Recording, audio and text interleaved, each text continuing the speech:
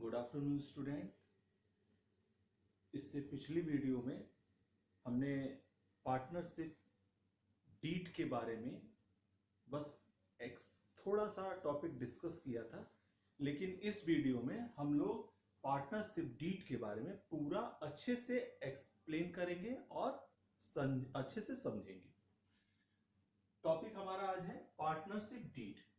Partnership deed को सबसे पहले हमें ये देखना पड़ेगा कि पार्टनरशिप डीड होती क्या है, क्योंकि किसी भी चीज के बारे में जानने के लिए सबसे ज्यादा जो इंपॉर्टेंट बात होती है वो इंपॉर्टेंट बात ये होती है कि हमें उसका मीन्स पता करना है कि उसका मीन्स क्या है।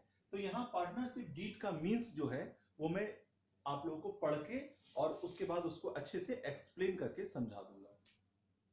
Partnership is an agreement between two और more person to carry on some business for profit motive. ये हम लोग पहले भी पढ़ चुके हैं और इसकी डेफिनेशन में मैं इस चीज को एक्सप्लेन कर चुका हूं कि पार्टनरशिप जो है वो क्या है, एक एग्रीमेंट है जो किसके बीच होता है, दो पार्टनर्स के बीच हो सकता है या दो से ज्यादा पार्टनर्स के बीच भी हो सकता है।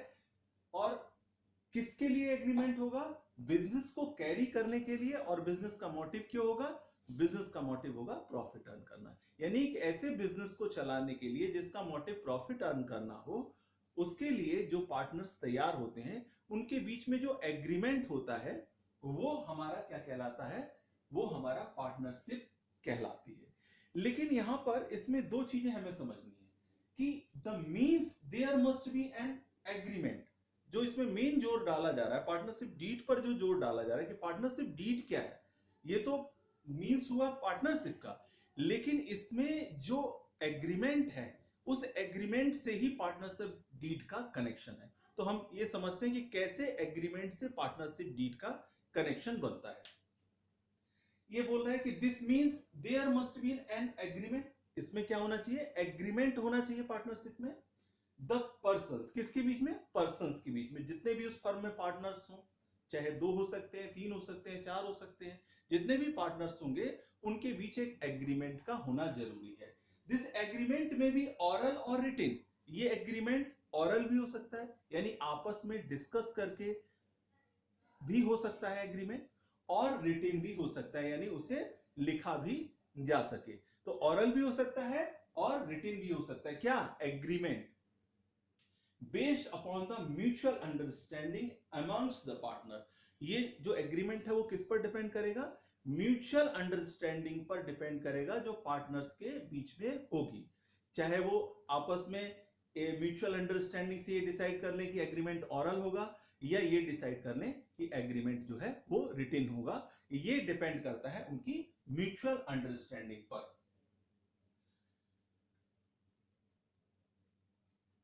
Registered under the partnership act 1932।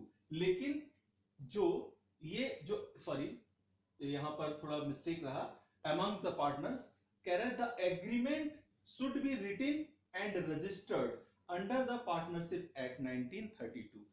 अब जैसा कि मैंने अभी एक्सप्लेन किया था कि एग्रीमेंट होना जरूरी है, तो एग्रीमेंट होना जरूरी है, क्लियर है, लेकिन ये ऑरल भी हो सकता है और रिटन भी हो सकता है। जो रिटिन एग्रीमेंट होगा, वो रिटिन एग्रीमेंट का जो होगा वो अगर रजिस्टर्ड है, किसके द्वारा रजिस्टर्ड है, पार्टनरशिप एक्ट 1932 के अकॉर्डिंग अगर वो रजिस्टर्ड हो चुका है, this written form of agreement is known as partnership deed.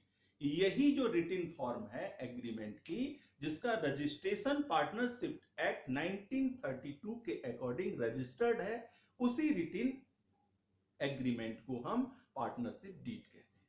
तो उम्मीद है कि आप लोगों को पार्टनरशिप डीड क्लियर हो गई होगी, और इसे और अच्छे से एक्सप्लेन करने के लिए मैंने एक डायग्राम बना दिया है। इस डायग्राम के थ्रू आप लोग और अच्छे से एक्सप्लेन हम कर सकते हैं एक्सप्लेन। इसमें आप लोगों को ये तो पता है पार्टनरशिप डीड में एग्रीमेंट होना चाहिए, तो मैंने लिखा है कि ये एग्रीमेंट जो है वो टू टाइप्स का होता है। फर्स्ट ऑरल हो सकता है और सेकंड रिटिन हो सकता है।